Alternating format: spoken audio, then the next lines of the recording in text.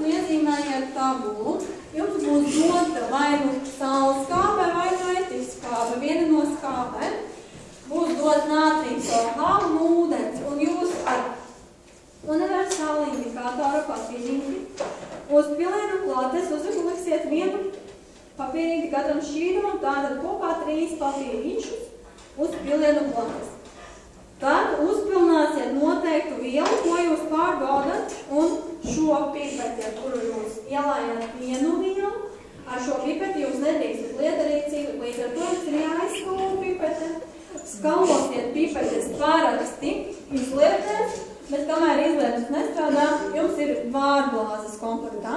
Vārglāzēs ieliesiet ūdeni, un tur arī skalosiet šīs pipetes. Vai ir skaidrs? Ja ir kādi jautājumi, droši jautājumi. Tātad, vides noteikti to ir ar universālo indikātoru. Šeit kādas